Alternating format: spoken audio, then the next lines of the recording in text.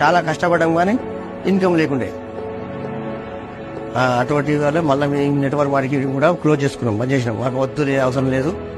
అక్కడ నుంచి ఏంటి అని అంటే ఇంకా నేను వర్క్ చేయాలి అనే ఒక ఉద్దేశంతో పిల్లల్ని చూసుకుంటూ ఇంట్లో పనులు చేసుకుంటూ అక్కడ షాప్ మార్కెట్ కి వెళ్లి అట్లా నేను షాప్ లో ఉండేదాన్ని.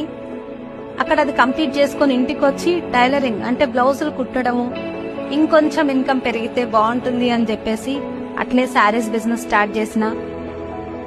2019లో నాకు వెస్టీజ్ ఆపర్చునిటీ వచ్చింది. అప్పుడు నాకు నా డ్రీమ్స్ కూడా ఫుల్ఫిల్ అయితే అనే ఒక చిన్న ఆశ నాకు కలిగింది. నేను స్ట్రాంగ్ గా డిసైడ్ అయినా వెస్టీజ్ లో నేను ఏదైనా సక్సెస్ నేను తీసుకుంటా అని చెప్పేసి నాకు స్ట్రాంగ్ డ్రీమ్, నాకు ఆ డ్రీమ్ నా లక్ష్యం ఒకటే కనిపిస్తుంది.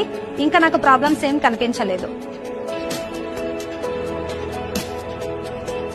కానీ ఆ తర్వాత ఏంటి అని అంటే ఆటోకి వెళ్ళినప్పుడు ప్రాస్పెక్టింగ్, బస్ లో కూర్చుంటే ప్రాస్పెక్టింగ్, బట్టల షాప్ కి వెళ్తే ప్రాస్పెక్టింగ్, చెప్పుల షాప్ కి వెళ్తే ప్రాస్పెక్టింగ్, బయట మనిషి కనపడితే నాకు నేను ప్రాస్పెక్టింగ్ అంటే ఖచ్చితంగా వెస్టీజ్ గురించి చెప్పాల్సిందే, నా విజిటింగ్ కార్డ్ తీసి వాళ్ళకి ఇవ్వాల్సిందే. అప్పుడు 3rd month 9th రోజు వచ్చిన ఇన్కమ్, ఆగస్ట్ లో నా ఇన్కమ్ 15,251 రూపీస్ నేను చూడడం జరిగింది. కానీ ఎంత హ్యాపీ ఫీల్ అంటే ఆ రోజు నైట్ మొత్తం నిద్రపోలేదు. నేను ఒక నార్మల్ హోమ్ మేకర్